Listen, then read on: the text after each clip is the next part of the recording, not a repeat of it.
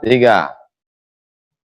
Assalamualaikum warahmatullahi wabarakatuh. Fadilatul Ustadz, sahibul fadilah, Tuan Guru Kiai Haji Tengku Zulkarnain, apa kabar? Sehat? Alhamdulillah. Waalaikumsalam warahmatullahi wabarakatuh. Banyak betul gelarnya. Masya Allah, rasanya tak cukup kata-kata ini untuk mewakili hati, menghormati Tuan Guru. Mudah-mudahan sehat, panjang umur, selalu berkah. Matta'anallah bituli umrihi, semoga Allah panjangkan umur Tuan Guru dan kami mendapatkan nikmat ilmu, mendapatkan keberanian dalam hal amar ma'ruf nahi mungkar insyaallah. Amin. Amin, amin. Wa iyyakum ya Syekh, wa iyyakum. Adapun tema kita malam ini Bhinneka Tunggal Ika. Ya. Nama Ustadz Kiai Haji Tuan Guru Tengku Zulkarnain. Apa makna Tengku nih Ustadz? Mohon maaf. Tengku ini di Sumatera sampai ke Aceh Timur, ini gelar kebangsawanan pada masa dahulu kala. Jadi dari Aceh Timur ya, Tamiang, Seruai, Sungai Iu sampai ke Langkat, kemudian Deli, Serdang, kemudian Bedage, Indrapura, sampai ke Batubara, Asahan, Kualoh, Merbo, Kota Pinang, Bilah, Panai, sampai ke Langgapayung, sampai ke Riau, sampai ke Malaysia, ini sampai ke Brunei. Gelar Tengku ini untuk bangsawan-bangsawan di wilayah Sumatera dan sekitarnya sampai ke Semenanjung Malaysia. Adapun di Aceh, itu Tengku adalah gelar untuk para ulama mereka. Kiai lah kalau di Jawa, di Aceh Tengku. Dan untuk gelar bangsawan, di Aceh itu mereka pakai Teku. Tulisannya Teku. Jadi Teku bangsawan. Teku bangsawan. Ulama. Tengku ulama. Misalnya Tengku Cik di Tiro. Tengku Cik di wilayah Tiro. Itu ulama. Pakai jubah serban. Adapun Teku Umar Johan Pahlawan. Ini bangsawan di daerah Melaboh sana ujung Kala. Ya. Kalau Ustadz Tengku Zulkarnain, bangsawan dari kerajaan Melayu mana tuh Ustadz? Kalau bapak saya dari Serdang ya, dari Perbaungan, dari Serdang. Jadi Tengku Rizal Nurdin, Gubernur Sumatera Utara wafat jatuh naik kapal terbang itu masih keponakan saya. Begitu juga Tengku Eri Nuradi, Gubernur berikutnya adinda beliau itu adalah masih keponakan saya karena bapak mereka Tengku Nurdin itu adalah sepupu saya. Ya. Tapi umurnya jauh lebih tua. Tengku Nurdin ini pernah menjabat Panglima Divisi Gajah II berperang melawan Belanda. Kolonel Tengku Nurdin dengan Kolonel Syahrul Latif berperang kemerdekaan sampai ke perbatasan Aceh Tenggara di wilayah Mardingding. Di situ bapak saya ikut dengan Tengku Nurdin aman ya. Jadi Tengku Nurdin itu keponakan bapak saya. Ikut berperang memerdekakan Indonesia sampai akhirnya diadakan perdamaian dengan Belanda. Akhirnya di bawah sidang perdamaian dengan Tengku Mansur. Nah, ini Tengku Mansur masih sepupu jauh bapak saya juga, Dr. Tengku Mansur. Akhirnya Indonesia dengan Belanda berdamai. Kemudian Sumatera Timur belakangan bergabung dengan Residen Tapanuli menjadi Provinsi Sumatera Utara. Setelah sebelumnya di bawah satu provinsi, Provinsi Sumatera, dengan Gubernur Sumatera waktu itu Mester Tengku Haji Muhammad Hasan. Ini orang Aceh. Orang Aceh. Beliau juga pernah menjadi Wakil Presiden Republik Indonesia Darurat ketika Bung Karno ditangkap Belanda di Jogja dengan Bung Hatta. Beliau membuat telex untuk mengangkat Presiden Darurat Republik Indonesia PDRI waktu itu Sarfudin Prawira Negara. Wakil presidennya adalah Mr. Tengku Haji Muhammad Hasan, Gubernur Sumatera. Sayang sampai sekarang foto Mr. Haji Sarfudin ini dengan Mr. Haji Tengku Muhammad Hasan tidak pernah dipasang di Istana Negara. Padahal mereka resmi sebagai Presiden Darurat Republik Indonesia selama setahun.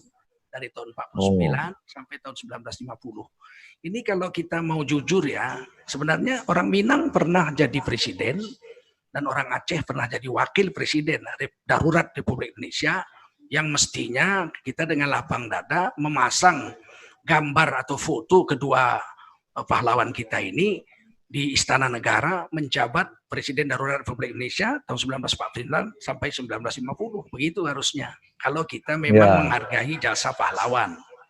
Ya.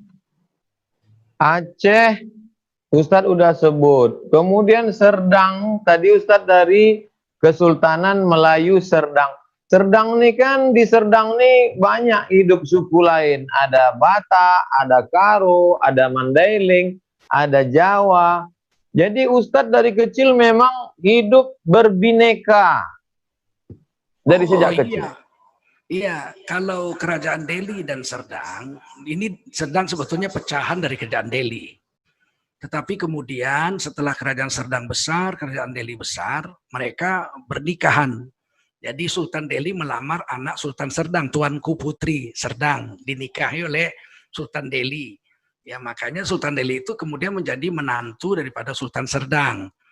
Ya, kemudian kita bisa lihat hubungan dengan Karo terutama itu tidak bisa dipisahkan.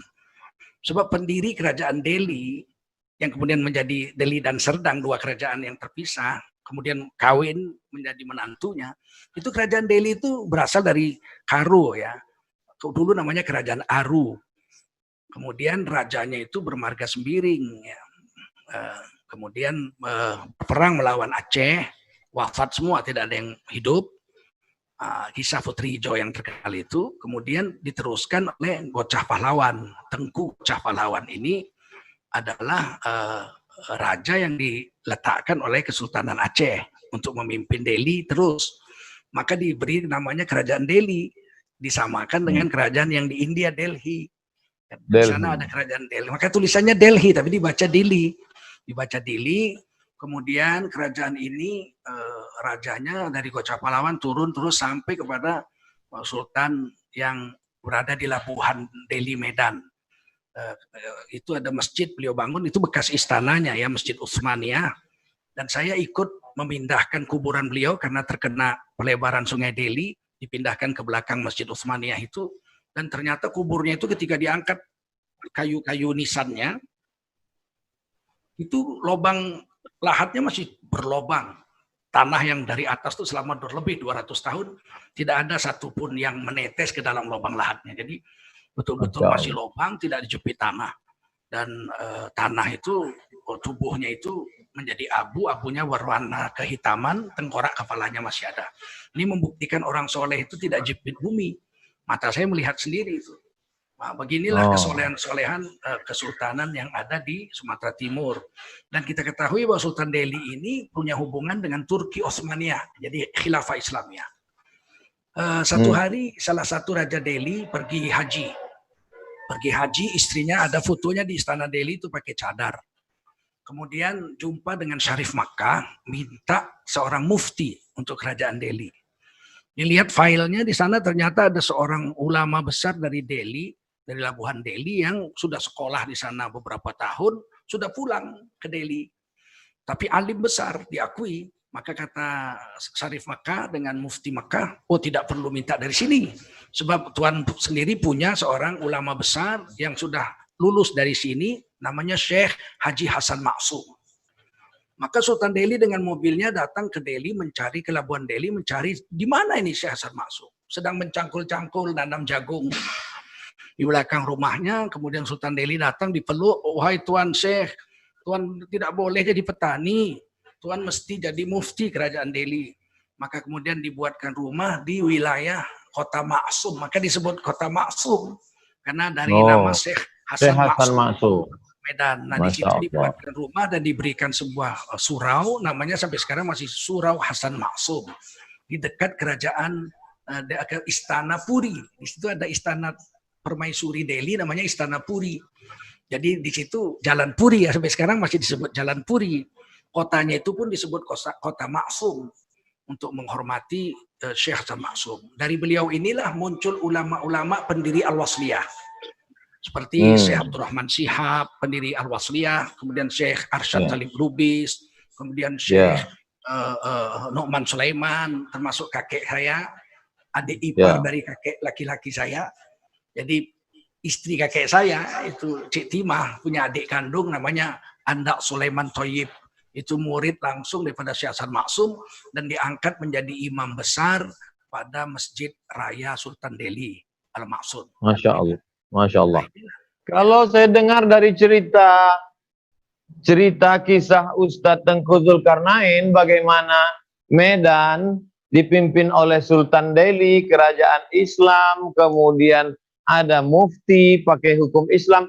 Tapi Medan ini kan kalau kita lihat unik Ustadz. Ada kampung Keleng, di sana berdiri kuil Sri Mariaman, terbesar di Pulau Sumatera. Di sana juga ada kampung pecinan, saudara-saudara kita dari Cina, Tionghoa. Sampai hari ini kita lihat rumah Chong Api masih tegak berdiri. Kemudian pula ketika tembakau Delhi begitu subur renyahnya, dikirimlah kuli-kuli dari berbagai pulau, dan orang Melayu bisa menerima segala macam suku, etnis, agama. Bagaimana sebetulnya orang Melayu Delhi bisa menerima? Gimana kebinekaan orang Melayu Delhi? Ya, ini yang harusnya dicatat ya. Pertama kan Delhi dengan Serdang ini punya hubungan dengan Karo. Jadi datuk-datuk yang ada di Kesultanan Delhi dan Kesultanan Serdang itu adalah datuk-datuk dari Karo. Kalau misalnya Delhi, Datuk Serbanyaman Sunggal itu bermarga Surbakti. Kemudian yang di Tanjung Merawa bermarga Barus. Kemudian Datuk Bangun Kota Bangun di Pulau Brayan. Kemudian Datuk yang ada di Petumbuan.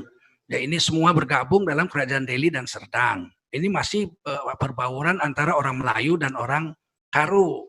Suku Karo kebanyakan yang sudah berada di Delhi dan Serdang memeluk agama Islam. Sedangkan suku Karo yang masih di gunung waktu itu ya 200 hampir 200 tahun yang lalu itu belum beragama, masih beragama tradisional, agama nenek moyang kita, dinamisme dan animisme. Tapi begitu mereka turun ke tanah Delhi, mereka memeluk agama Islam. Seperti Datuk Sunggal, Datuk Serbanyaman, Datuk Hamparan Perak. Nah, dari keturunan Datuk Hamparan Perak itu pernah jadi gubernur itu, Bang Samsul Arifin. Ya, itu Bang Samsul Arifin, Gubernur Sumatera Utara, itu dari keturunan Datuk Hamparan Perak. Beliau masih keturunan orang Keling, orang Tamil ya. Kemudian makanya ada Kampung Keling. Kampung Keling ini karena ketika itu Sultan Delhi membangun Medan, memerlukan orang yang bisa mengaspal jalan dan membuat gorong-gorong. Itu ahlinya adalah orang-orang Keling, orang-orang Tamil. Maka Inggris membawa pekerja-pekerja jalan, membuat gorong-gorong dan membuat jalan, mengaspal jalan. Dulu aspal kan itu dibakar, disiram-siram begitu. Itu yang pandai memang orang-orang dari India Tamil, India Selatan ya. Nah, mereka datang, makanya didatangkan dari Pineng. Makanya orang Keling ini cuma ada di Pineng dengan di Medan, di Jakarta nggak ada, di Jawa nggak ada. Nah, mereka kerja di sini sebagai pembuat jalan dan gorong-gorong. Sebagian dari mereka Islam dan mereka membuat masjid South East Indian Mosque ya, jadi Masjid Indian Selatan, South Indian Mosque itu di Kampung Keling juga di Jalan Kejaksaan Ujung, sampai sekarang masih ada. Itu termasuk masjid nomor 3 tertua di Kota Medan. Setelah Masjid Datuk Sunggal, Masjid Sultan Delhi, masjid orang-orang Tamil, orang-orang India Selatan, sampai sekarang masih ada. Nah, kemudian Cina, Chong Api misalnya, ini Cina sudah ada di Indonesia, di Delhi, jauh sebelum Belanda datang juga sudah ada. Tetapi mereka sebagai pedagang-pedagang. Ketika Belanda menguasai tanah Delhi, mereka itu sebagai pemborong-pemborong. Jadi semua borongan-borongan itu diserahkan kepada orang-orang Cina. Nah, kaptennya, kapitan namanya itu pimpinan Cina yang bisa hubungan langsung dengan konteler Belanda, pimpinan Belanda itu Chong Api salah satunya. Dengan abangnya. Nah, Chong Api ini sangat sekali berbaur dengan Islam. Beliau ini ada kamarnya itu uang benggol-benggol, itu uang uang keping-kepingan logam, itu sekamar duitnya. Itu setiap bulan puasa diambil pakai sekop. Diambil pakai sekop, dimasukkan karung untuk buka puasa masjid-masjid yang ada di Kota Medan. Dan beliau membangun satu masjid di Jalan Masjid dengan arsitektur Cina. Chong Api. Dan Chong Api ini sering ke Besilam. Bahkan ada rumor bahwa ketika beliau wafat sebenarnya beliau Islam. Tetap yang diarah-arah itu bukan dong api, gedebok pisang aja diarah-arah pakai nyanyi-nyanyi ceng ceng ceng ceng ceng ceng itu, tapi mayatnya kabarnya ini menurut kabar lah, kabar burung, diantar ke Besilam, dikuburkan di kuburan para masyaikh di Besilam, tempat Tuan Syekh Besilam, Tuan Haji Abdul Wahab Rokan, Tuan Syekh kita. Nah ini yang sangat mengejutkan. Jadi orang Tionghoa di Medan dulu tunduk dengan Sultan Delhi. Tidak ada perkara kita dengan orang-orang Tionghoa. Orang Tionghoa di sini bagus-bagus saja. Bagus saja. Nah, sampailah Indonesia merdeka.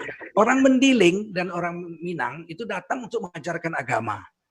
Sebab orang Minang lebih dulu masuk Islam dari orang Delhi. Orang Mendiling itu Nasution, Lubis, Harahap, Harahap segala macam Siregar. Itu Sultan Delhi dipersilahkan datang ke kota Medan, dipersilakan mengambil tanah gratis di sepanjang Sungai Delhi. Jadi dari mulai Sungai Mati di belakang istana Sultan Delhi sampai ke Labuan, tanah di pinggir jalan boleh diambil oleh orang Mendiling, Lubis, Nasution dan sebagainya, Daulay, untuk menjadi guru ngaji. Jadi syaratnya dia boleh ambil tanah, buat rumah gratis, tidak bayar. Dulu kan orang jalannya di pinggir sungai, jalan air kan, bukan jalan darat. Makanya yang paling mahal itu tanah di pinggir sungai. Itu semua ulama-ulama besar di Sumatera Utara itu semua tinggalnya di pinggir sungai. Nah, jadi Syekh Yunus ahli tafsir itu kakek guru saya, guru daripada Syekh Dahlan Musa, guru saya almarhum, itu tinggalnya kan di Sungai Delhi. Syekh Yunus itu ahli tafsir. Kemudian syekh-syekh yang lain yang lebih tua daripada pendiri-pendiri Al-Wasliyah. Bahkan pendiri-pendiri Al-Wasliyah pun seperti guru saya Tuan Syekh Mahmud Syahabuddin itu rumahnya di samping Sungai Babura, persis di pinggir Sungai Babura. Di seberang-seberangan dengan rumah dinas gubernur Sumatera Utara, seberang-seberangan aja, sepelemparan batu saja. Dipisahkan dengan Sungai Babura di Medan Baru. Nah, oleh karena itulah orang Mendiling itu mendapat kedudukan yang sangat tinggi di Kesultanan Delhi, menjadi guru-guru agama. Rata-rata itu Syekh Adnan Lubis, Syekh Adnan Yahya, bahkan Ustadz Azra'i Abdul Rauf sendiri, ini katanya juga datang dari Mendiling. Bapak beliau itu Abdul Rauf bin Abdurrahman, itu katanya marganya Nasution. Meskipun Syekh Azra'i Abdul Rauf guru kita berdua ini tidak pernah memakai marganya, tapi beliau keturunan dari Mendiling yang datang untuk mengajarkan agama di kerajaan Delhi. Nah, orang-orang Batak Tapanuli Utara belum masuk Medan selama kerajaan Delhi berdiri. Mereka baru masuk Medan setelah Indonesia merdeka. Dengan dileburnya residen Tapanuli, ini residen Tapanuli kan plat nomor mobilnya BB kata orang Medan ya. Kalau di Sumatera Timurnya itu BK, katanya banyak karet. Setelah digabung, makanya Provinsi Sumatera Utara itu plat nomor motor kendaraannya itu ada BB, ada BK. Nah, orang-orang Tapanuli tidak dibolehkan oleh Sultan Delhi dan Serdang masuk ke wilayah Medan sampai Indonesia merdeka. Yang boleh orang Mendiling untuk mengajarkan agama. Nah, setelah merdeka, mereka boleh masuk ke kota Medan dan mulai mau bekerja sebagai pekerja-pekerja, dan akhirnya ada yang sekolah seperti Dr. F.L. Tobing, itu salah satu pendiri Universitas Sumatera Utara bersama Dr. Tengku Mansur, dengan kakek saya juga Profesor Dr. Tengku Zulkarnain, sepupu kakek kandung saya. Ini pendiri-pendiri USU, mulai masuklah orang-orang dari Tapanuli Utara. Begitu kira-kira, jadi berbaur, jadi ada orang Keling, orang yang kebelakangan disebut Kampung Madras. Ada orang Keling yang betul-betul Tamil, orang India yang betul-betul Tamil. Maka dulu disebut Kampung Keling, sekarang sudah diganti Kampung Madras namanya. Madras itu India Selatan. Lebih halus menurut mereka, dan banyak yang Islam, masih ada juga yang Hindu. Makanya di situ ada kuil yang sangat besar dan indah sekali. Saya masih lihat itu ketika kuil itu dibangun. Saya masih usia SD lah. Itu pembuatnya langsung dari India Selatan, pakai sarung aja, nggak pakai baju, orangnya hitam. Tapi mereka buat patung-patung itu, dia sendiri kerja itu. Mungkin hampir setahun lebih lah, baru selesai itu kuil dengan segala macam patung-patungnya dibuatnya. Saya setiap lewat Kampung Keling, saya melihat orang itu bekerja di tengah panas, duduk sendirian itu, membangun kuil tersebut. Ya, begitu kira-kira yang ada di Kota Medan. Jadi orang Minang, Mendiling, Tapanuli, orang India Selatan, begitu juga orang Cina, orang Karo tentunya, Orang Karo jelas, sebab orang Melayu di sini berasal darahnya dari keturunan Karo. Oleh karena itulah saya dari kecil sudah bergaul dengan mereka. Dan orang Jawa itu dibawa oleh Belanda dalam kolonisasi. Jadi dibawa sekampung untuk bekerja di perkebunan tembakau Delhi. Di situ berdiri di Jalan Tembakau Delhi itu Delhi Spur Maskapai, perusahaan kertapi yang sekarang rumahnya sudah dibeli oleh Bapak Haji Anip karena PTP 9 ditutup, di merger dengan PTP 2. Kantor PTP 9 itu yang dulunya adalah Delhi Spur Maskapai, perusahaan kereta api Delhi. Itu kemudian jatuh ke tangan Bapak Haji Anif dan beliau sekarang tinggal di rumah itu. Rumah yang sangat nyaman, besar, dan sangat sejuk karena atapnya itu di bawah sengnya itu dilapis dengan timah hitam. Nah, itu yang saya ketahui, termasuklah ada hotel lebur dan sebagainya. Nah, ketika Delhi ini terkenal dengan tembakaunya, mulai dari Sungai Ular, wilayah Serdang, Perbaungan, sampai Sungai Wampu di Langkat, itu wilayah tanaman tembakau Delhi. Tembakau Delhi ini daunnya besar-besar, tidak dirajang. Jadi dia tidak untuk dihisap. Tembakau Delhi ini besar, dipotong nanti untuk membungkus cerutu. Jadi tembakau Delhi ini maka terkenal dia hanya untuk membungkus cerutu. Sedangkan cerutu itu isinya itu tembakau Virginia, bukan tembakau Delhi. Maka oleh karena itulah tembakau Delhi itu tidak boleh digigit nyamuk. Kalau gigit nyamuk dia bolong. Apalagi digigit lalat, apalagi digigit ulat. Sehingga tembakau Delhi ini betul-betul harus mulus, besar, dan lebar. Nah, inilah yang bisa saya ceritakan tentang kebinekaan. Makanya saya bisa bahasa Jawa dengan fasih. Karena di itu tadi Jawa, saya mau saya bisa nyanyi itu Jawa tadi tentang Jawa. Saya bisa itu tadi Jawa. saya mau nanya Ustadz. Saya mau nanya Ustadz Tengku Zulkarnain, kenapa bisa nyanyi Jawa, bisa ngomong macam bunyi-bunyi Batak, mengapa? Jadi ternyata Ustadz dari kecil memang dididik dalam kebinekaan. Iya, bapak saya dan ibu saya tidak melarang saya bergaul. Sehingga saya kecil itu, waktu saya pulang ke Bagan Siapi-api, kampung ibu saya, itu saya bahasa Jawa. Sampai kakek saya almarhum mengatakan, kamu jadi orang Jawa, kamu tinggal di Medan. Saya bahasa Jawa. Di depan rumah kami di Jalan Ngalengko, ada Inang, saya panggil Inang, orang Batak. Itu setiap hari datang memeluk-meluk saya digendong. Maka saya dibilangnya anaknya. Saya masih ingat sekitar umur 2 tahun lebih sedikit, itu saya masih ingat. Saya memanggil dia Inang, ahadoi Inang, olodo Inang. Saya masih samar-samar masih mengingat. Sehingga satu hari saya dakwah ke masjid Jalan Ngalengko di Medan Gang Saudara, saya ceramah.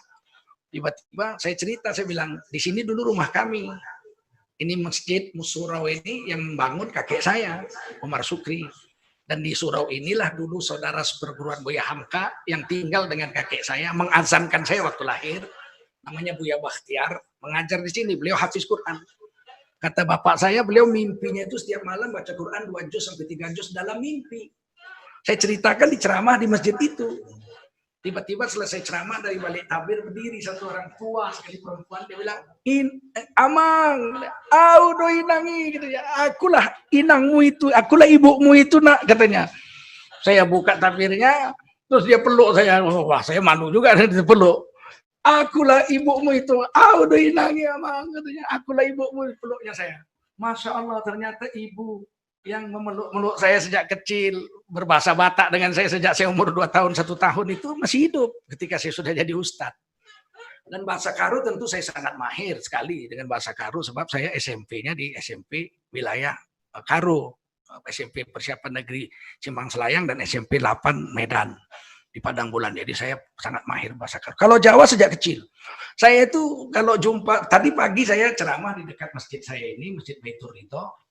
Itu kawan-kawan saya kecil kumpul semua makan pagi, nggak ada satupun yang bahasa Indonesia, sehingga orang-orang pendatang baru heran.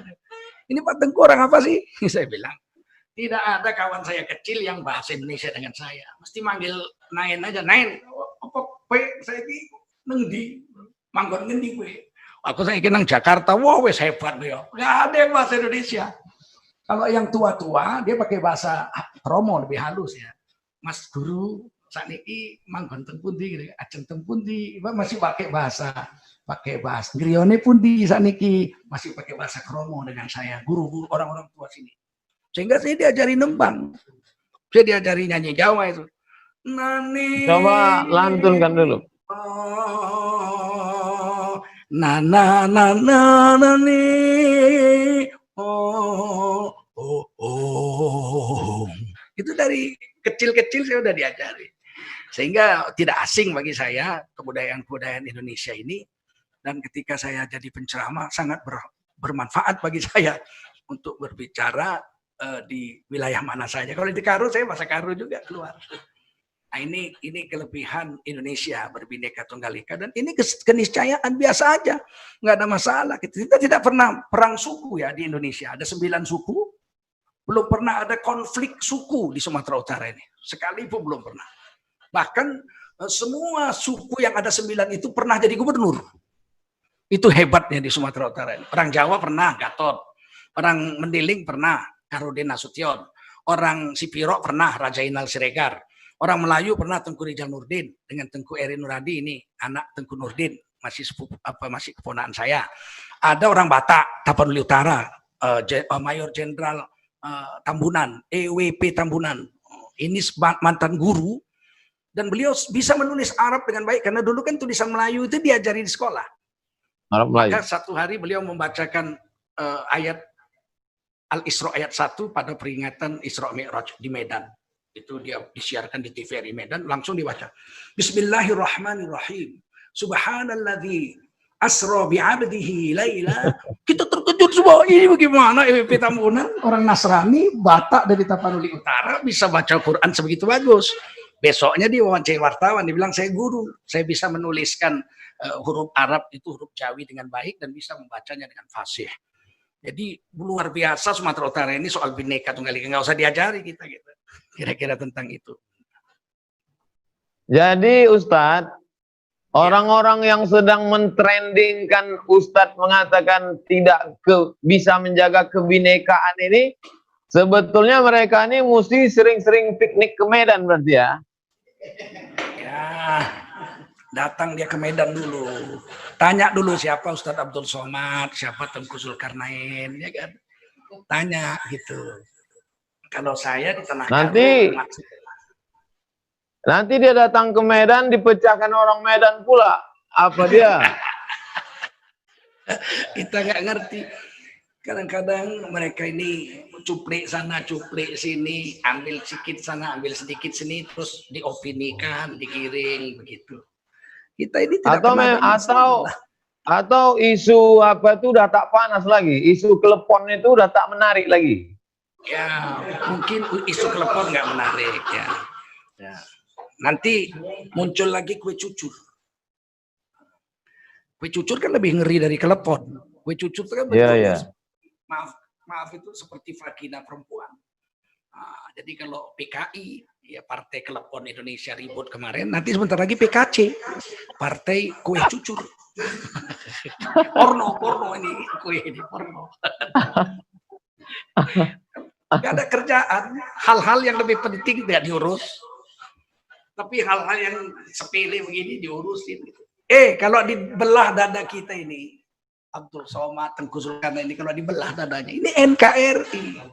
Kita ini tidak pernah berkhianat kepada NKRI. Sumatera Timur, Sumatera Utara tidak pernah memberontak melawan NKRI, bahkan melawan Bung Karno aja nggak pernah. Walaupun waktu itu Bung Karno dilawan oleh seluruh Indonesia, Sumatera Timur, Sumatera Utara tidak pernah angkat senjata melawan Bung Karno, apalagi melawan NKRI. Itu harus dicatat besar-besar.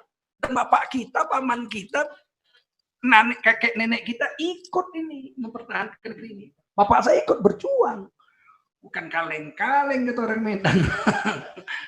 Jadi kadang-kadang mereka ini pikir, wow, kita ini bukan benci dengan siapa-siapa. Kita benci kepada ketidakadilan.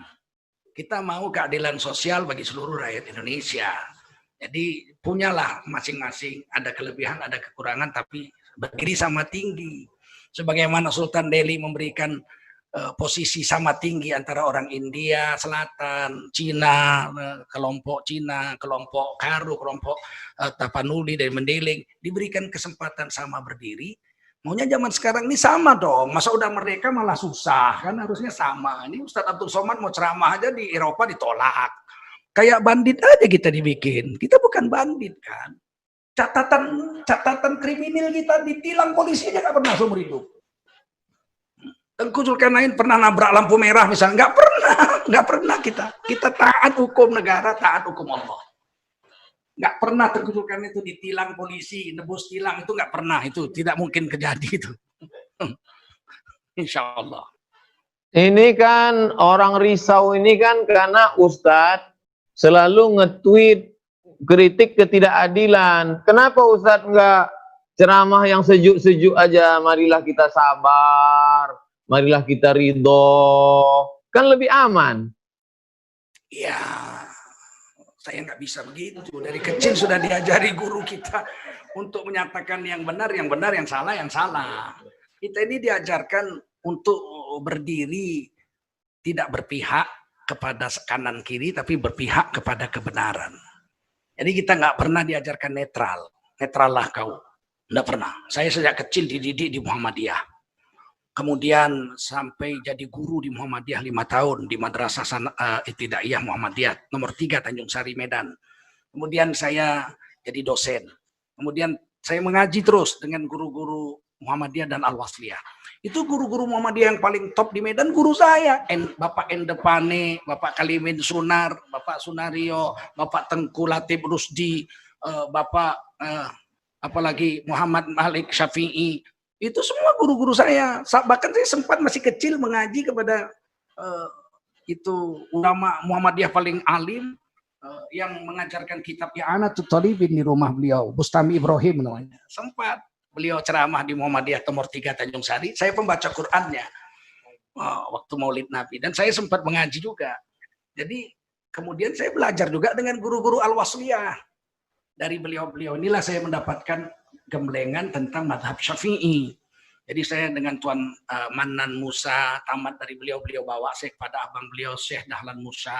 Kemudian dari Syekh Dahlan Musa, saya mengajar kepada belajar kepada Tuan Syekh Mahmud Syahabuddin, sempat belajar kepada Tuan Syekh Adnan Yahya, sempat belajar kepada Syekh Arifin Isya, sempat belajar kepada Profesor Numan Sulaiman, terus belajar kepada Syekh Azrail Abdurrauf, mendapat ijazah. Sampai beliau wafat, baru saya berhenti. Yang paling muda guru saya itu Syekh Jalaluddin Abdul Muthalib, itu mufti kerajaan Delhi, yang terakhir wafat dari generasi guru-guru kami, guru-guru kita di Medan. Jadi tidak satu hal yang aneh kita dari kecil. Nah, baru saya bermadhab Syafi'i itu pada tahun 1986. Saya memutuskan untuk berhijrah dari tidak bermadhab menjadi bermadhab Syafi'i. Dan izin dari guru-guru saya di Muhammadiyah bahwa saya mulai besok insya Allah bermadhab Syafi'i. Jadi pakai kunut subuh, itu baru saya lakukan 1986. Pakai tahlilan itu dari kecil sudah keluarga bikin, saya nggak bisa melawan. Tapi setelah tahun 86 saya buat tahlilan, buat istighosah, buat kunut subuh dan sebagainya. Talqin mayit, bahkan bapak saya wafat, ibu saya wafat, saya yang mentalkinkan jadi kubur. Saya yang mengimami sholatnya, itu saya dapat dari madhab Syafi'i. Keputusan pindah bermadhab Syafi'i itu tahun 1986. Dan anehnya, ini kalau bicara bineka, saya itu imam di Masjid Muhammadiyah, walaupun saya berkunut subuh. Nah, saya di depan rumah ibu saya Gang Rambi itu kan Masjid Muhammadiyah, nggak ada kunut subuh. Tapi kalau selama saya tinggal situ, bapak saya wafat, saya pindah rumah, tinggal di garasi rumah ibu saya. Sampai adik perempuan saya nikah, baru saya pindah ke rumah saya. Itu saya jadi imam di Masjid Muhammadiyah, pakai kunut subuh. Tidak ada satupun jemaah saya orang Muhammadiyah yang protes. Pak Kiai, kenapa Pak Ustadz Tengku, kenapa pakai kunut subuh? Ini kan bid'ah. Enggak ada. Semua amin-amin saja. Hanya ada satu ulama Muhammadiyah yang sebaya saya, Ustadz, dia tanya sama saya, Ustadz, saya dengar di sini berkunut subuh. Iya. Dia mengajar malam Rabu sebulan sekali. Saya bilang, iya. Kenapa berkunut subuh? Karena mazhab Syafi'i berkunut subuh. Apakah di Muhammadiyah ada kunut subuh? Ada, saya bilang. Ki Haji Ahmad Dahlan sampai wafat berkunut subuh. Sebab Kiai Haji Ahmad Dahlan berguru kepada sepupu kakek saya, jadi kakek saya juga, namanya Syekh Ahmad Khotib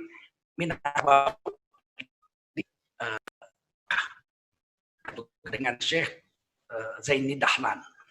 Muhammad Darwis namanya, pendiri Muhammadiyah, pulang ke Indonesia diambil nama dua gurunya, Ahmad Khotib dengan Zaini Dahlan menjadi Ahmad Dahlan.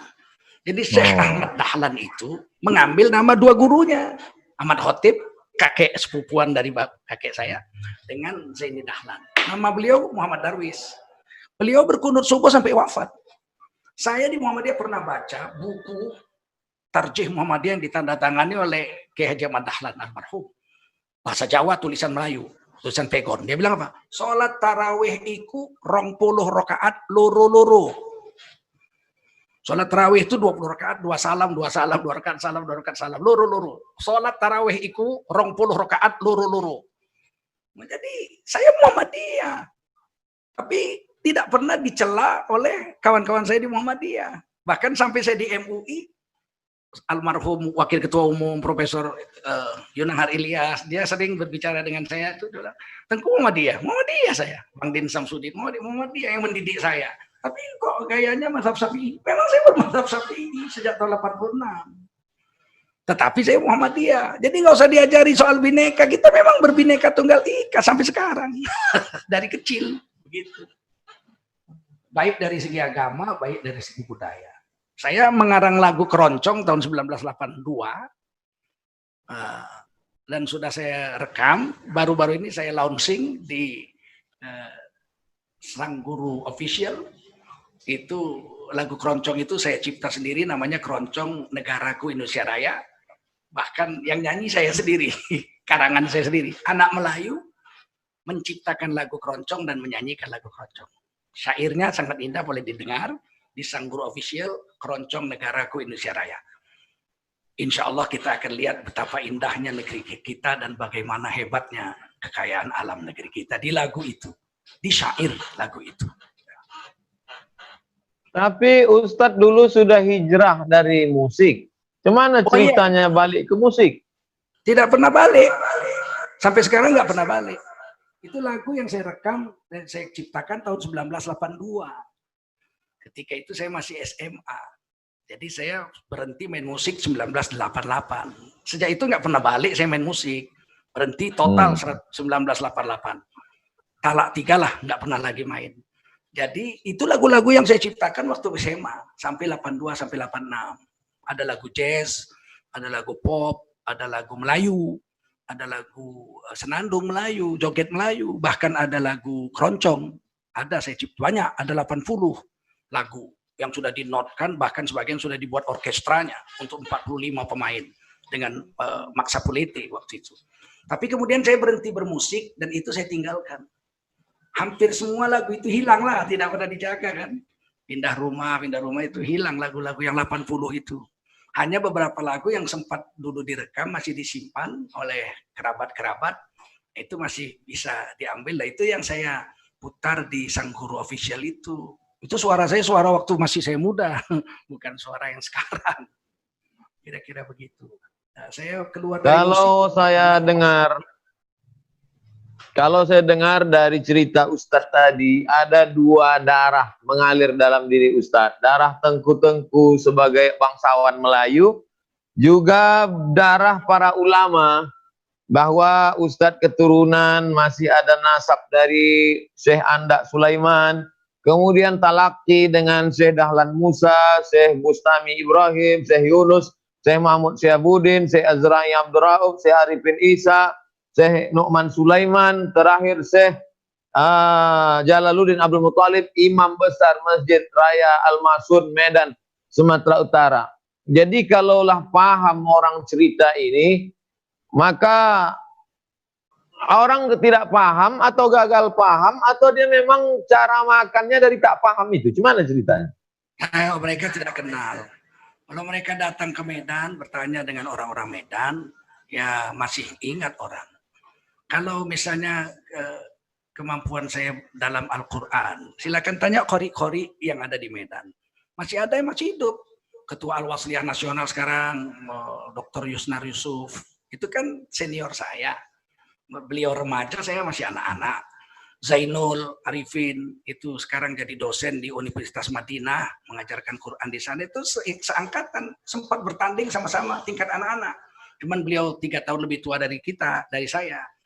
Zaini, adik daripada Haji Zainul. Kemudian Fadlan Zainuddin, itu juara nasional di tingkat nasional di Aceh, tingkat anak-anak. Itu masih adik kita lah di tempat Syekh Azra'i Abdul Rauf, dan beliau menjadi juara di Iran. Juara 2 di internasional MTQ di Iran. Silakan tanya aja dengan mereka-mereka orang-orang Medan, atau tanya ulama-ulama Medan yang masih hidup. Ya, macam kesalahannya kan sebanyak sudah wafat, seperti misalnya Bang Hafiz Yazid. Itu kan sama-sama dari Rokan Hilir, ibunya. Ibu saya kan orang Bagan Syafiapi, orang tua beliau dari Kubu, bertetangga ke kecamatan saja. Beliau lebih tua dari saya setahun. Beliau mengaji di Purba Baru, saya mengaji talaki di Medan. Sekarang ditanya, kenapa Tengku Zulkarnain tidak ikut pesantren? Di Medan nggak ada pesantren waktu itu. Zaman saya itu pesantren cuma satu di Purba Baru, 300 km dari Medan. Bapak saya nggak izin saya sekolah di sana. Udah pergi ke sana saya bawa bapak saya. Kan kalau pulang kan dulu ke Riau lewat Bukit Tinggi, lewat Payakumbuh kan melewati Mendiling itu, lewatlah itu. Ada rame-rame, ada pesantren. Dibawa bapak saya ke sana. Ternyata pesantren itu gubuk-gubuk kecil, 2 kali 3 meter dari bambu, atapnya nipa, di bawah pohon pisang, masak sendiri pakai kayu, ditiup-tiup begitu. Kata bapak saya, "Khot fardoma, kalau kamu sekolah di sini kamu TBC kamu. Tidak boleh kamu sekolah di sini." Akhirnya saya nangis juga, tapi ibu saya mengatakan, "Tak usah kau kecewa, nak. Ini di Sumatera Utara penuh dengan ulama-ulama besar. Mereka mengajar di rumah mereka itu rutin. Jadi Tuan Mahmud misalnya hari Rabu, Syekh Dalam Usaha hari Senin, atau Azra'i hari Jumat, datangnya aja dibelikan sepeda motor saya. SMP saya sudah punya Honda, SMA sudah naik PX. Kenapa? Untuk ngaji kepada guru-guru itu. Nah, kemudian tahun 86 ibu saya mendaftar haji, berangkat 87, saya berangkat jalan darat ke Mekah. Nah, itulah perjalanan haji saya, jalan darat ke Mekah dari Tanjung Balai Asahan ke Kelang, terus lewat Malaysia, lewat Thailand, masuk perbatasan Burma, sampai ke Bangladesh, India, Pakistan, terus sampai ke Mekah 4,5 bulan. Nah, di sana saya menjumpai paman guru saya, adik seperguruan daripada Syekh Azra'i Abdul Rauf, Syekh Sayyid Muhammad Alawi Al-Maliki Al-Hasani. Ini Syekh Azra'i kan ngajinya sama bapak beliau, kakek beliau Syekh Abbas Al-Maliki, kemudian Syekh Said Alawi. Maka saya pernah jumpa dengan Syekh Sayyid Muhammad ini di Medan waktu beliau belum kawin. Beliau datang ke Medan ke rumah Atu Azra'i, saya diundang, situlah kami kenalan. Dia bilang, "Kalau kamu nanti datang ke Mekah, kamu ngaji dengan saya." Maka ketika saya ke Mekah, saya datang dengan Syekh Said Muhammad, sekarang anaknya kan, Said Ahmad. Sanalah saya mengaji. Kemudian di Masjidil Haram, saya mengaji di depan Makam Ibrahim sampai setahun, setiap hari dengan Syekh Al-Khaidar, mufti Mekah waktu itu.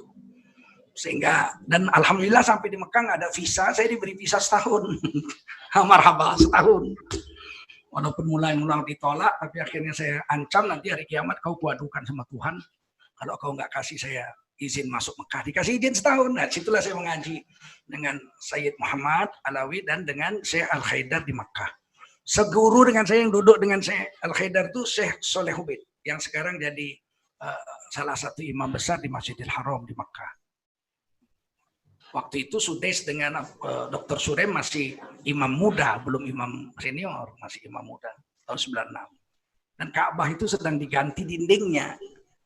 Dibongkar dindingnya, diganti dengan triplek, karena dindingnya masih diukir dengan air dan robot ya, air dan angin, gitu.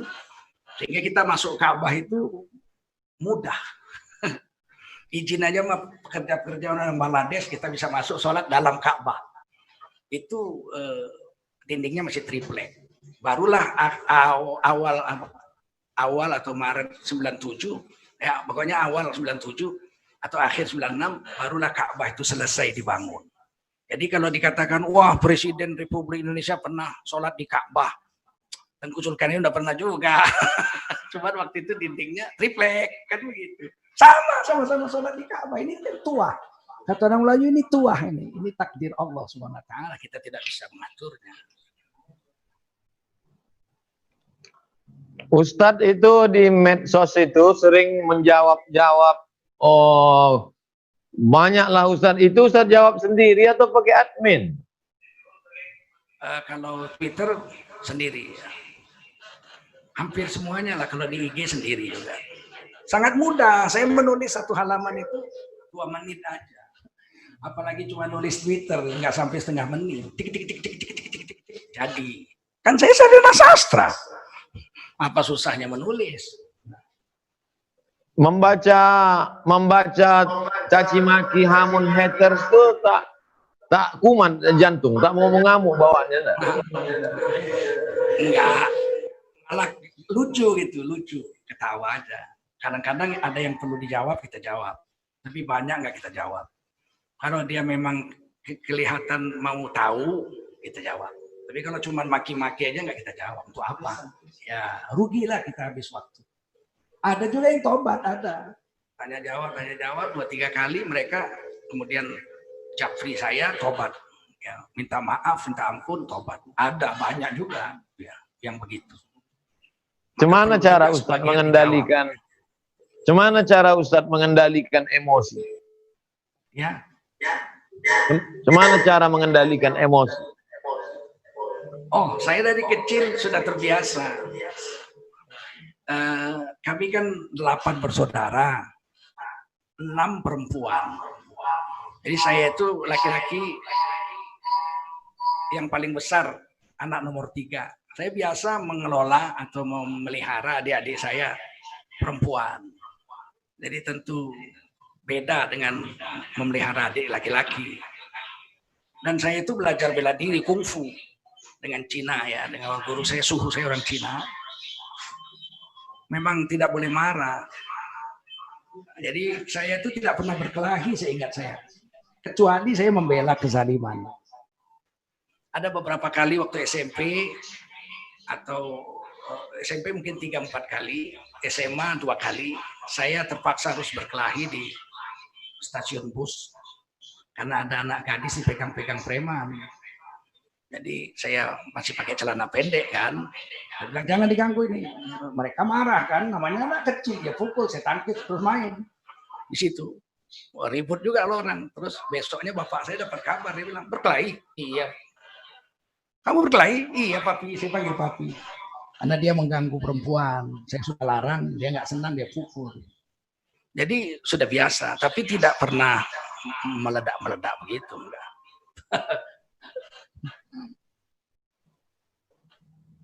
Bahkan saya apa yang belum tercapai Ustadz dalam kehidupan ini? Apa keinginan Ustadz yang belum sampai? Kalau duniawi saya tidak ada cita-cita apa-apa. Semenjak saya ikut Jemaah Tabligh pada tahun 1988, saya tidak keinginan untuk mendapatkan jabatan duniawi. Saya pernah jadi direktur utama LP3I, pernah direktur keuangan di satu perusahaan besar, dan saya pernah jadi direktur pengawas di perusahaan dengan aset 2 triliun. Tapi untuk jabatan negara, saya tidak mau. Meskipun ditawarkan itu. Zaman Pak Habibie ditawari, zaman Ibu Megawati, Bapak Taufik Kimas langsung menawarkan kepada saya. Kemudian di zaman Pak SBY juga ada tawaran dari beberapa pejabat lah. Tapi saya tidak mau. Zaman dulu pun ada tawaran sebenarnya, tapi saya menolak pertama-tama yang nggak mau. Dan Atul Asari, Atul Ufuk itu mensupport saya. Aturan saya jadi DPRD itu tahun 87 bersama dengan Sangat Pensiun.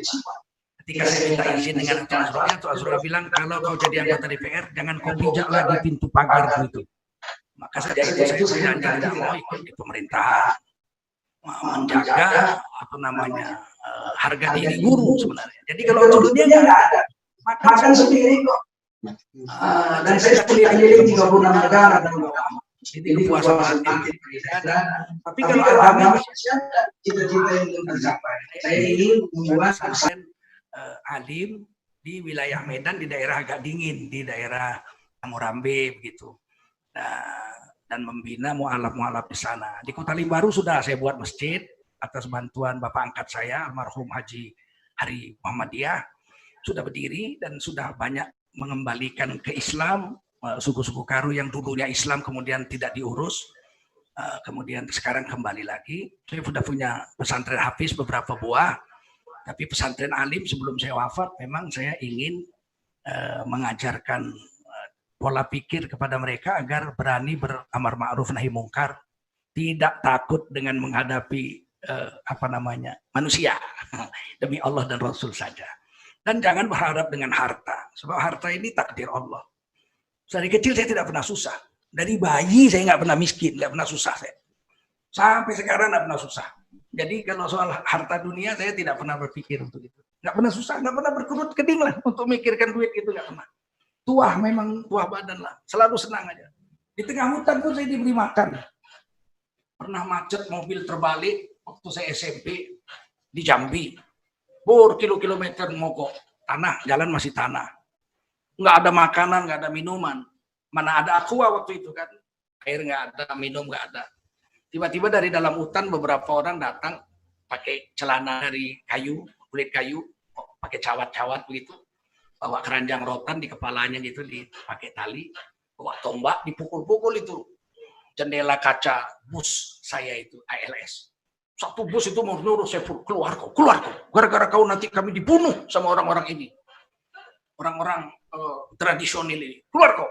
Saya bilang saya nggak ada salah, saya keluar, masih SMP saya waktu itu. Saya keluar, dipegang saya dibawa ke seberang, duduk di bawah pohon, dikasih minum air dari bambu sangat sejuk sekali. Dikasih makan pisang, dibukakan, disuapkan gitu, sampai saya sekenyang-kenyangnya, dikasih minum air lagi, kemudian mereka peluk-peluk saya, ya mereka nggak mandi kan, dia peluk-peluk, kamu cantik, dipegang-pegang, dicubit-cubit dagu saya, kemudian dia masuk ke hutan lagi, saya masuk ke bus, begitu masuk bus, satu bus marah lagi sama saya, kamu makan minum sendirian, nggak ngajak-ngajak orang, saya bilang tadi saya turun suruh sedih, begitulah manusia, jadi tidak pernah. Kalau untuk dunia dia tidak pernah ragu. Allah SWT mesti menyediakan. Cuman saya memang berkeinginan punya satu pesantren 6 tahun. Yang bisa mengajarkan dari mulai taman SD sampai taman aliyah, saya ajari. Untuk memikirkan bagaimana supaya pola pikir kita ini bisa diambil dan diteruskan oleh generasi di bawah kita. Nah, sekarang saya mau nanya nih sama Adinda, Ustaz Abdul Somad ini. Belum habis lagi, Ustaz. Ada beberapa pertanyaan lagi. Asal saya aja yang jawab. Cemana ceritanya Amir Hamzah meninggal, Sultan Langkat, Sultan Delhi, Sultan Serdang, Sultan Asahan. Kenapa bisa, siapa punya kerja menghabisi mereka? Ya.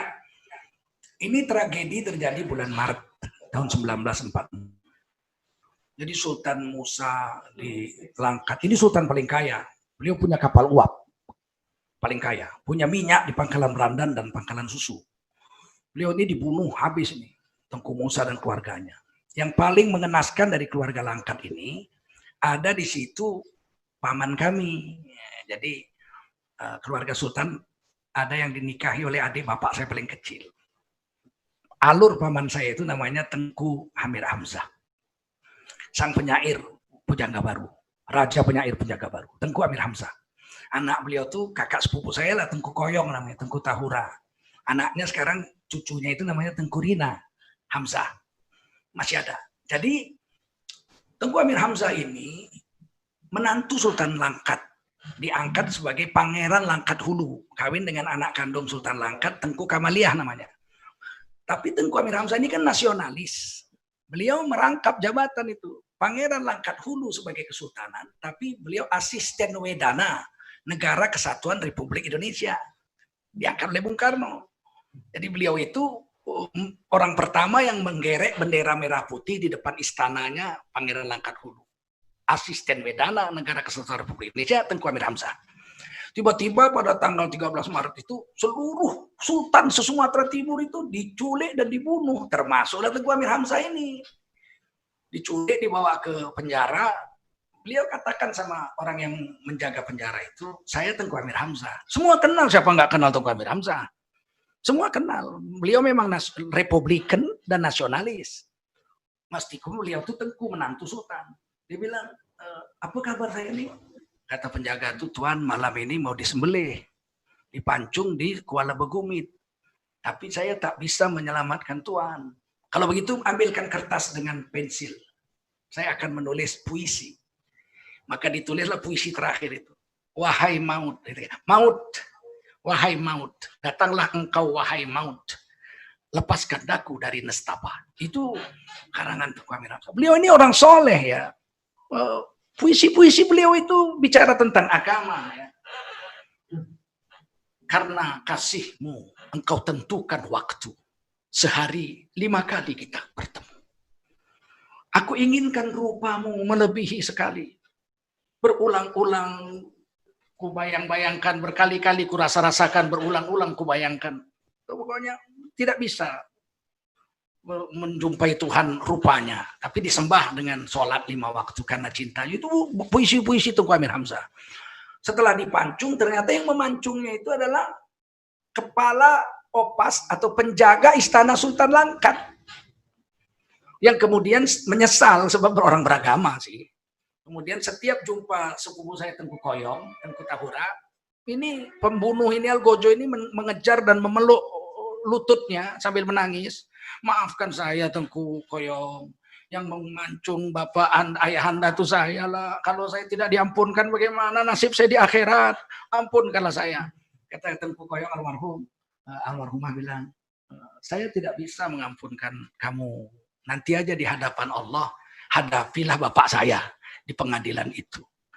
Nah, kemudian Tengku Musa Sultan itu hilang, keluarga-keluarganya diperkosa. Nah, kemudian Sultan Delhi itu diserbu. Bahkan yang paling mengejutkan, saya baru tahu ini beberapa minggu ini aja. Pimpinan yang menyerbu Sultan Delhi itu adalah Tan Malaka, tokoh pendiri Partai Komunis Indonesia.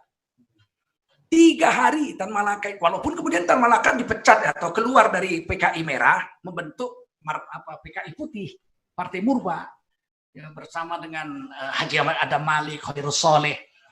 Tapi waktu itu beliau masih PKI Merah dan menyerbu. Kebetulan di Istana Delhi ada resimennya Westerling. Jadi tak berani, tak bisa 3 hari 3 malam itu diserbu, nggak bisa menang. Ada tentara Belanda Westerling di situ, sehingga kerajaan Delhi itu istananya aman, rajanya aman. Kerajaan Serdang itu dibakar istananya, tapi keluarga Sultan selamat karena ada Tengku Nurdin di situ. Ada Tengku Nurdin, bapaknya Tengku Rijal Nurdin tadi, sepupu saya. Kemudian ada Jenderal Ahmad Tahir yang belakangan jadi Menparpostel. Itu yang menyelamatkan keluarga kerajaan Serdang. Itu Tengku Nurdin. Sehingga tidak ada satupun keluarga Serdang yang wafat. Dan Tengku kerajaan Serdang ini memang Republikan melawan Belanda. Harusnya di pahlawan nasional ini beliau ini. Nah, kemudian Sultan Asahan tuh habis 80 keluarganya lebih itu. Dibunuh malam itu. Kemudian Sultan Billah habis 3 kereta lembu. Sultan Panai, Sultan Kota Pinang, Merbu, habis semua dibunuh pada malam yang sama, termasuk Sultan atau Raja Siantar, Simalungun, keluarga besar Saragih. Itu habis pada malam yang sama itu. Serentak begitu. Siapa ini mereka ini? Saragih ini yang hidup cuma anak bayi 2 orang, diselundupkan, keluar, lari, dibawa ke Medan, dibawa ke Jakarta. Kemudian beliau ini menjadi ahli musik paling hebat di Indonesia, namanya Bill Saragih. Almarhum Bill Saragih, beliau bersekolah musik ke Australia. Jadi kalau kita mendengar lagu Gubahanku atau lagu Kris Biantoro itu, di lembah yang berlumpur dan bernoda, itu ada flutnya itu. Suara suling itu yang main Bill Saragih. Itu raja Pematang Siantar atau Simalungun yang selamat dari pembunuhan tragedi Maret 1946. Jadi siapa mereka? Menurut sejarah adalah PKI-PKI dari Pesindo dan barisan menamakan diri Barisan Harimau Liar. Mereka punya senjata. Senjatanya lengkap. Siapa yang membiayai mereka sampai sekarang masih misteri. Hanya saja ada dugaan itu. Hal-hal mengenai pemindahan kekuasaan dan lain-lain diselenggarakan dengan cara seksama dan dalam tempo yang sesingkat-singkatnya. Sekarang kita bertanya, pemindahan kekuasaan dari siapa? Dari Jepang tidak ada lagi. Jepang tanggal 14 Agustus 45 sudah pergi. Kalah di bom Sekutu. Pemindahan kekuasaan dengan Belanda. Belanda sudah 3 tahun sebelumnya dikalahkan oleh Jepang. Pemindahan kekuasaan dari siapa? Nah, sebagian kita sejarawan Delhi Melayu mengatakan pemindahan kekuasaan dari 200 kesultanan Islam di seluruh Indonesia kepada Bung Karno.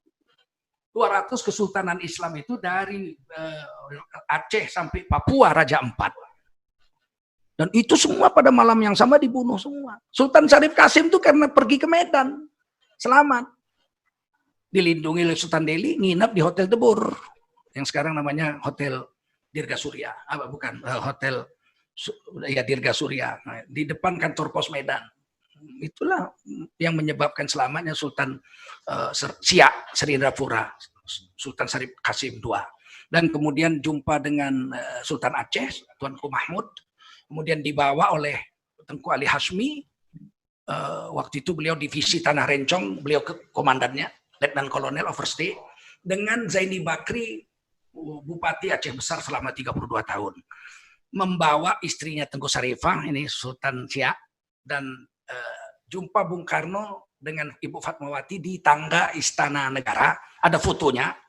Saya yang merepronya dari dinding rumah Zaini Bakri, waktu itu beliau sudah stroke. Dan beliau mendiktikan 9 atau 12 poin untuk saya tulis tentang Sultan Syarif Kasim II, yang sebetulnya harusnya terbunuh juga. Cuman itulah, karena diselamatkan pergi ke Aceh. Di sana ada Komandan Divisi Tanah Rencong, Tengku Ali Hasmi yang tahun 63 jadi Gubernur Aceh, dan di akhir hayat beliau menjadi Ketua Majelis Ulama Indonesia Provinsi Aceh. Siapa pembunuhnya? Udah jelas lah, dari Pesindo dan dari Harimau Liar, PKI. Begitu. Cuman siapa yang menyuruh, itu yang masih misteri. Dengan tumbangnya Raja-Raja Melayu sebagai penegak syariat Islam, tumbangnya Raja Melayu, maka tumbanglah mufti. Dengan tumbangnya mufti, maka Islam sebagai institusi tidak ada lagi. Akhirnya yang ada tinggal lagi hukum Islam pernikahan saja. Rupanya hukum Islam pernikahan itu pun mau digugat juga ke MK. Mau dihabisi lagi. Hukum Islam dihabisi, ustadz-ustadznya dibusukkan, difitnah oleh buzer-buzer. Apanya mau orang ini sebetulnya, Ustadz? Ya. Mau kita retakkan ginjalnya ini. Ya. Sebenarnya begini, Adinda. Menghilangkan Kementerian Agama dan menghilangkan Pengadilan Agama itu mengkhianati Undang-Undang Dasar 1945. Dulu waktu 18 Agustus mau ditetapkan Undang-Undang Dasar 45 sebagai dasar negara, itu kan Piagam Jakarta tidak dipisahkan. Nah, Dr. Maramis minta di luar sidang kalau bisa itu 7 kata dibuang. Ketuhanan dengan kewajiban menjalankan syariat Islam bagi pemeluk-pemeluknya. 7 kata itu dibuang. Itu lobby di luar sidang. Bung Karno yang minta lobby. Nah, Muhammad Hatta, Ki Bagus Hadikusumo, Wahid Hasyim Asy'ari itu setuju kalau diganti dengan ketuhanan Maha Esa. Jadilah dibuang 7 kata itu diganti dengan ketuhanan Maha Esa. Nah, dengan konsekuensinya apa yang harus diberikan negara atas pengorbanan umat Islam menjalankan syariat Islam? Sebab umat Islam tak bisa berdiri tanpa negara. Itu pasti itu. Tidak bisa umat Islam berdiri tanpa negara. Kenapa? Karena ada hadis-hadis Nabi yang menjadi hak negara. Misalnya apa? Wali nikah. As-sultanu waliyun liman la waliyalaha. Ini hadis Ibnu Majah. Pemerintah atau penguasa adalah wali bagi wanita yang tidak punya wali. Nah, siapa yang akan menjalankan tanggung jawab kewalian atas negara ini? Kan tidak mungkin Departemen Peternakan, Walaupun negara juga dia. Kan orang mau kawin datang ke peternakan. Kata Departemen Peternakan, kami ini mengawinkan lembu, sapi, bukan mengawinkan orang. Maka dibuatlah Kementerian Agama. Jadi Departemen Agama itu satu kementerian yang wajib ada. Sebagai kompensasi 7 kata dibuang dari Piagam Jakarta Sila Pertama Pancasila itu. Kan ada Kementerian Dalam Negeri wajib ada, Kementerian Luar Negeri wajib ada, Kementerian Pertahanan wajib ada, Kementerian Kesehatan wajib ada, Kementerian Pendidikan wajib ada. Apa satu lagi? Kementerian Agama wajib ada. Tiba-tiba kemarin tuh waktu Pak Jokowi baru menang kan, Eva Sundari yang ngomong di koran-koran itu, saya baca dan saya bantah hari itu juga. Kalau nanti Pak Jokowi menang, Kementerian Agama akan dihapus. Jangan enak-enak mau ngapus, saya kepung Istana Negara nanti dengan seluruh kaum muslimin murid-murid saya. Saya bilang masih ada jejak digitalnya. Kenapa? Karena itu pengkhianatan terhadap pendirian negara. Berdirinya negara ini dibuang 7 kata, Kementerian Agama harus ada. Makanya beda sendiri. Orang Kristen, Protestan, Katolik, Hindu, Buddha, kalau kawin dicatat di catatan sipil. Perkawinannya di catatan sipil, dicatat. Kita di Kementerian Agama, di kantor urusan agama kecamatan. Kalau nggak ada wali, walinya harus KUA, Kepala Kantor Urusan Agama. Nggak boleh P3NTR. Petugas pencatat, pembantu pencatat nikah talak rujuk itu nggak boleh, karena bukan pegawai negeri, bukan negara. Harus minimal KUA. Itu aturan yang tidak tertulis tapi berlaku. Kenapa di Kementerian Agama tidak boleh perempuan jadi Kepala Kantor Urusan Agama? Baik tingkat kecamatan, kota, sampai jadi Menteri Agama. Karena Kepala Kementerian Agama itu di Republik Indonesia merangkap wali hakim. Merangkap wali hakim kan. Sultan Waliyun Liman la waliyalah. Ada Kepala Kantor Agama perempuan. Meskipun di sana banyak profesor-profesor yang golongannya sampai 3D, 3E, 4E, 4D, 4E profesor. Tapi nggak boleh jadi Kepala Kementerian Agama karena dia merangkap wali hakim. Nah ini tidak boleh di. Yang kedua, menghilangkan pengadilan agama. Tidak mungkin. Itu melanggar Undang-Undang Dasar pasal 29 ayat 1 dan 2. Kalau orang Kristen dan Buddha, Hindu, mereka nikahnya dicatat di catatan sipil oleh negara, bercerainya di pengadilan negeri. Bagi warisannya di pengadilan negeri. Belah aja, kalau anaknya 4 bagi 4, kalau anaknya 2 bagi 2. Kita mana bisa? Kita kan laki-laki dapat 2 kali lipat perempuan. Di mana dibuat itu? Nggak mungkin di pengadilan negeri, harus di pengadilan agama. Maka berdirilah pengadilan agama. Mencatat nikah, talak, rujuk, dan pembagian warisan. Sekarang tambah satu lagi. Tambah satu lagi tugas pengadilan agama. Apa itu?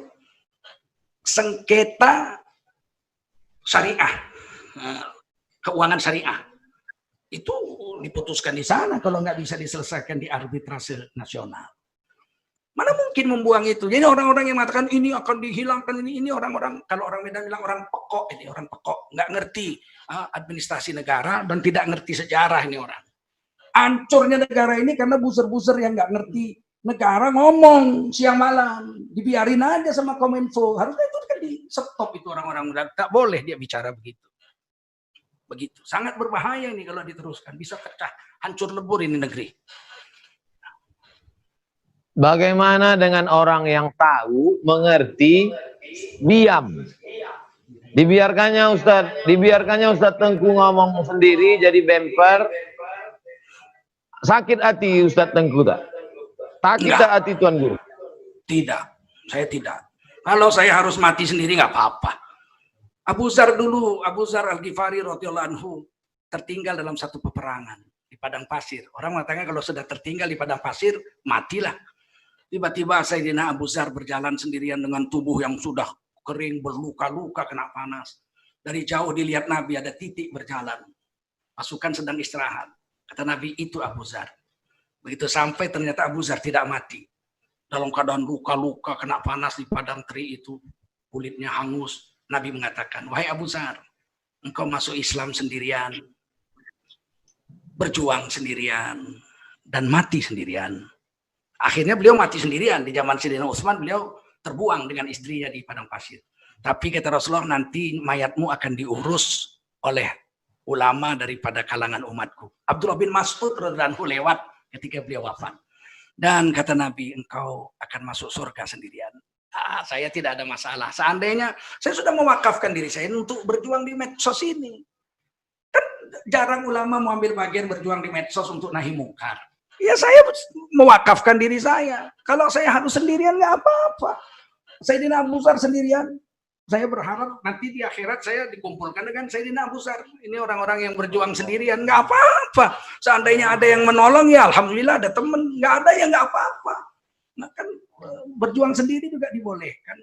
Begitu. Apalagi saya wakil sekjen Majelis Ulama. Gimana cara mendiamkan Ustadz Tengku Zulkarnain?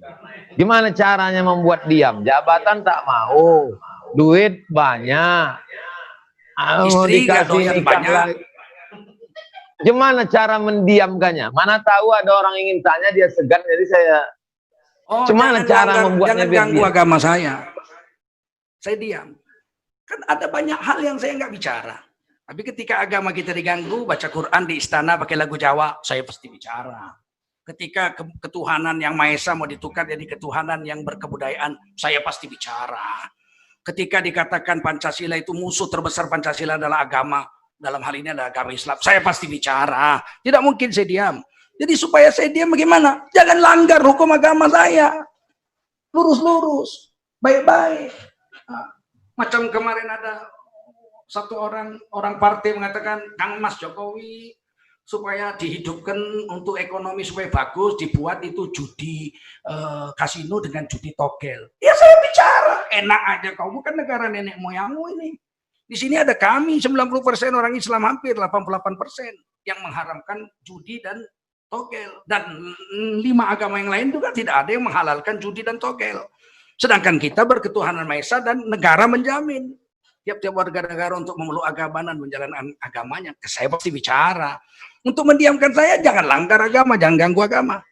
Udah, kita pun tidak akan ngomong. Atau cara kedua yang paling gampang, bunuh saya, tak, selesai. Saya nggak ngomong lagi kalau udah mati.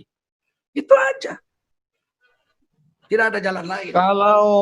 Kalau Ustadz Tengku Zulkarnain tak ada lagi, yakin Ustadz ada lagi anak Medan tuh macam Ustadz berani? Ada. Kalau tidak miskin Allah. Tiap zaman pasti ada orang-orang yang membela agama. Itu setiap tempat pasti ada orang yang membela agama. Saya pernah masuk ke satu desa yang sangat terpencil, nggak ada listrik.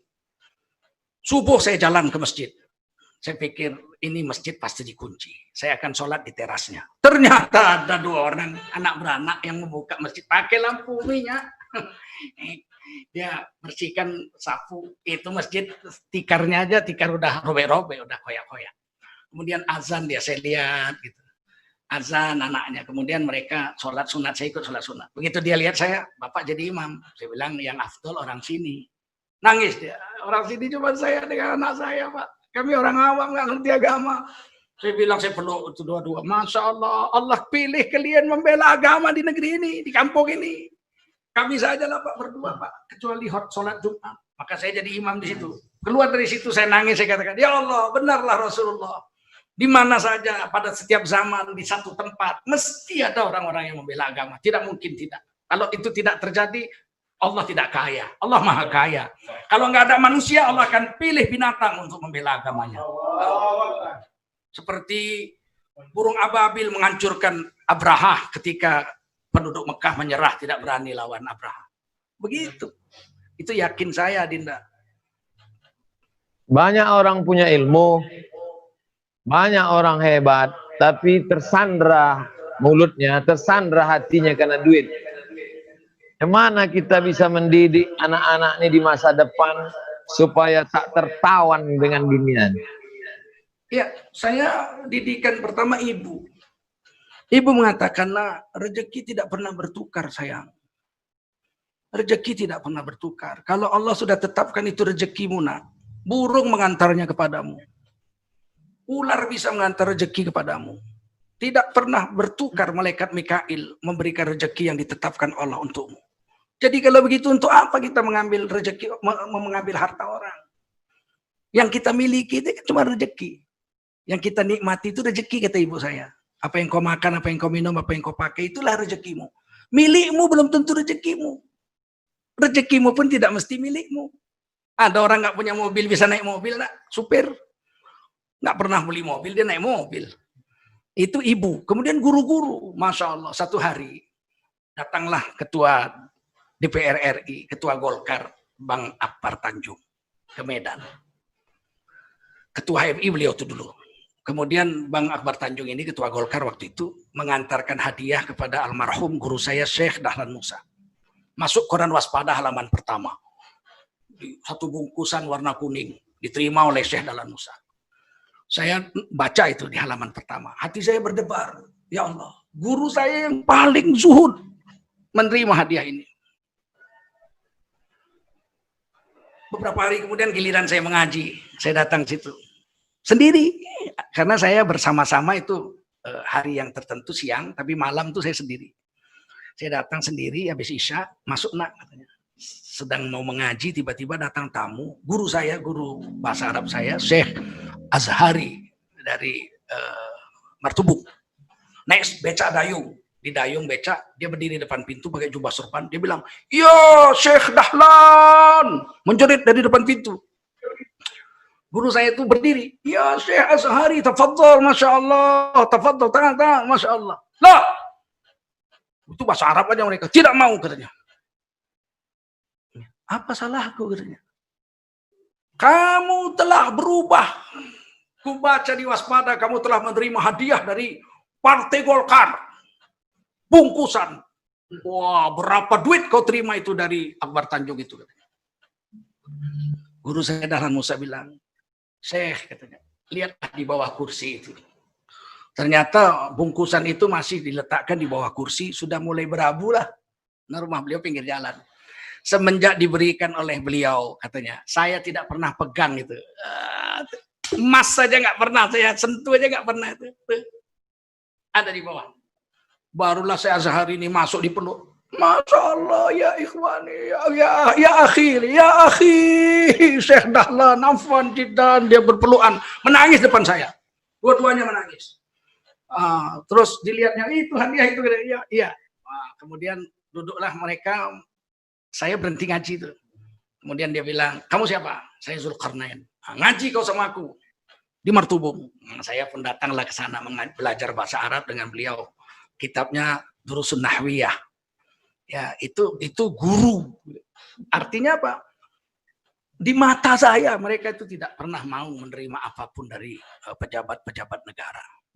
Begitu juga Syekh Azra'i Abdurrahman, apalagi atau Azra'i, tidak mau, 1 rupiah pun tidak mau.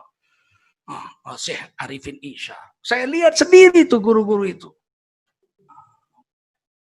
Makanya saya pikir generasi muda kita harus kita yakinkan bahwa rezeki tidak bertukar. Bahwa apa yang kita terima pasti yang ditetapkan Allah saja. Tidak ada yang di luar itu. Untuk apa memiliki sesuatu yang bukan rezeki kita? Capek menjaganya, nggak pernah menikmatinya. Untuk apa? Kita ingin kita punya sesuatu yang bisa kita nikmati saja, yaitu rezeki kita. Tak usah banyak milik, nggak apa-apa. Inilah Adinda Ustaz Abdul Somad. Kira-kira Adinda ini sudah punya kader nih? Ustaz, dulu ya.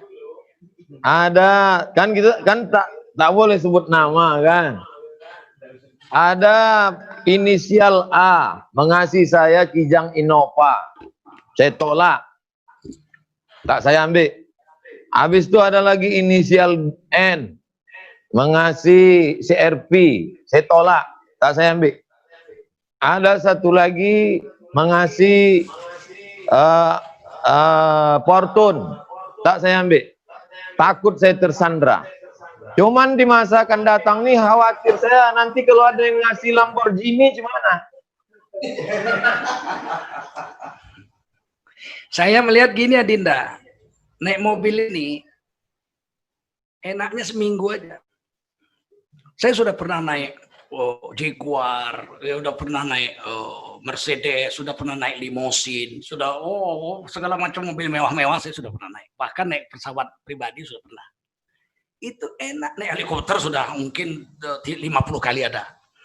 Bukan sombong lah, ini cerita jujur aja. Enaknya itu cuma seminggu. Setelah seminggu tak ada, sama aja. Tidur di lantai dengan tidur di tilam alga itu enaknya seminggu aja, setelah itu ya. Nah, jadi manusia ini tidak pernah puas. Sudah punya 1 gunung emas mau gunung 2 emas. Sudah punya 2 gunung emas mau 3 gunung emas. Sudah punya 3 gunung emas mau punya 7 gunung emas. Sampai dia dimasukkan ke tanah, disumbat mulutnya dengan tanah, dipijak-pijak di dalam kubur, barulah keinginannya berhenti. Jadi keinginan itu tidak berhenti dengan dicabutnya nyawa. Nabi nggak bilang begitu. Nggak dibilang Nabi dengan cabut nyawa berhentilah syahwat, berhentilah keinginan. Tidak. Kata Nabi, setelah disumbat mulutmu dengan tanah, dipijak-pijak dalam kubur, barulah berhenti keinginan itu. Bagaimana bahayanya nafsu yang tidak pernah mau taat ini, mau diikuti, mana pernah puas, seperti meregu air laut, makin ditiup, makin diminum, makin haus, makin diminum, makin pahit.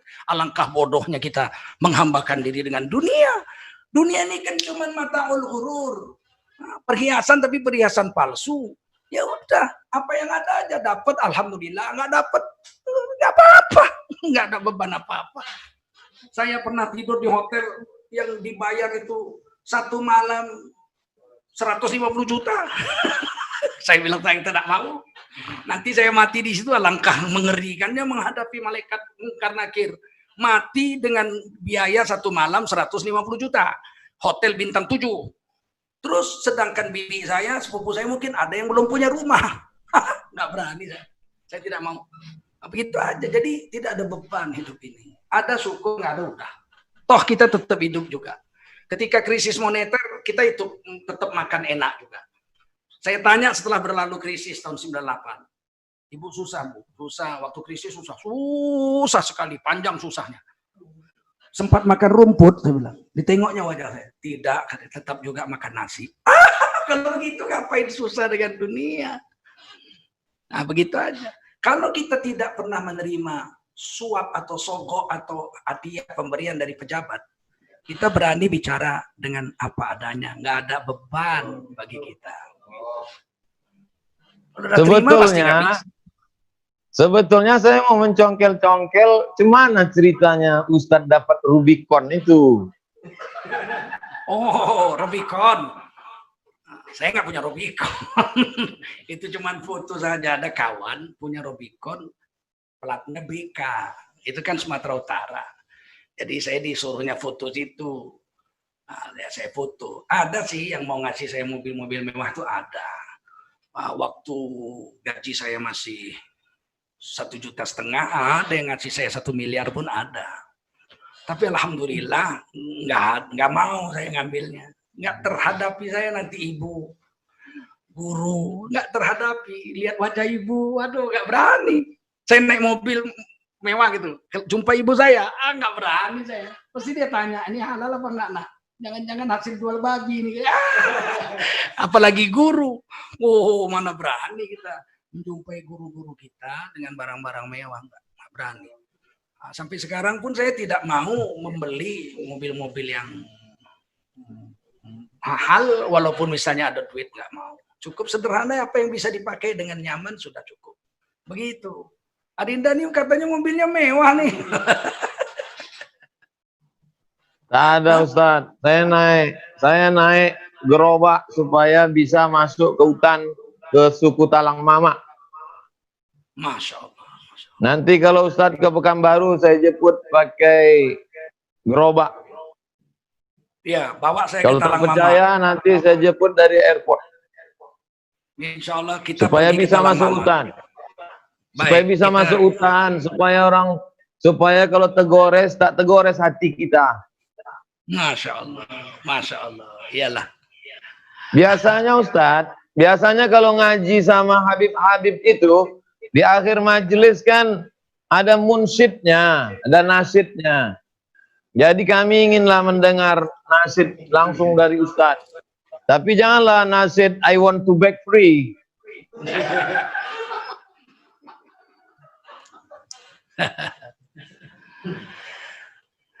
Saya sudah lama nggak menyanyi. Ada satu syair Melayu yang cukup bagus ya. Sepohon kayu daunnya rimbun, lebat bunganya serta buahnya, walaupun hidup 1000 tahun tapi tak sholat, apa gunanya? Walaupun hidup 1000 tahun tapi tak sholat, apa gunanya? Ini syair luar biasa bagi kita. Orang Melayu ada syair lain untuk Melayu. Asamlah kana asam gelugur, ketiga asam si riang-riang, ahai menangis badan di pintu kubur, aduhai nak sayang, teringat diri tidak sembayang. Ada satu lagi dari Wah Ahmad Baki. Wah Ahmad Baki ini kawan sebangku Syekh Dahlan Musa, murid Syekh Yunus ahli tafsir. Beliau pengarang lagu, pemimpin orkes El Suraya Putri, tapi beliau setiap malam Jumat khatam Quran sejak bujangan sampai wafat sedang khatam. Allah. Lagu itu indah sekali, boleh Adinda dengar. Ya. Tiada lagi diguna harta, kawan karib sanak saudara, jikalau ada amal di dunia, itulah hanya pembela kita. Janganlah mau disanjung-sanjung, engkau digelar manusia agung. Sadarlah diri, tahu diuntung, sebelum masa keranda diusung. Tiba masanya insalah diri, selimut putih pembalut badan, hilang semua yang dikasihi, berbaktilah hidup sepanjang zaman, tinggal semua yang dikasihi, berbaktilah hidup sepanjang zaman. Bila Israel datang memanggil, jasad terbujur di pembaringan, seluruh tubuh akan menggigil, sekujur badan kan kedinginan, seluruh tubuh akan menggigil, sekujur badan kan kedinginan. Nah, inilah nasyid kita orang Melayu. Ya. Allahu Akbar. Masya Allah. Orang Melayu tak bisa dipisahkan dengan agama. Kata Laksamana Hang Tuah, almarhum Laksamana Hang Tuah, selagi orang Melayu berpegang pada agama Islam, takkan Melayu hilang di bumi. Jadi ini sekarang digunting ini oleh penjajah-penjajah Inggris. Laksamana Hang Tuah mengatakan tak Melayu hilang di bumi. Salah, itu dipotong. Ucapan Laksamana Hang Tuah dua bait. Selagi orang Islam berpegang teguh pada agama Islam, takkan Melayu hilang di bumi. Tapi kalau kita lepaskan agama Islam, musnahlah Melayu dari permukaan bumi dan hinalah Melayu di hari kiamat kelak. Itulah Adinda pesan-pesan pada malam hari ini. Saya kalau diteruskan cerita ini, tahan saya mendengar sampai subuh, Ustaz. Tapi Ustaz besok masih ada pengajian. Saya mohon maaf, beribu maaf. Selama streaming baru malam inilah sampai lewat jam 10.33. Terima kasih tak terhingga kepada Al-Mukarram, Tuan Guru, Ustaz, Sahibul Fadilah, Tengku Zulkarnain. Panjang umur Ustaz, barokah. Salam kami untuk keluarga di Medan semuanya. Allah saja yang dapat membalas, jazakumullah khairal jaza. Saya tutuplah secara resmi, tapi setelah resmi ini kita tetap ngobrol sedikit-sedikit lagi. Jazakumullah khairan. Terima kasih. Wassalamualaikum warahmatullahi wabarakatuh. Waalaikumsalam warahmatullahi wabarakatuh. Stop streaming. Udah stop streaming.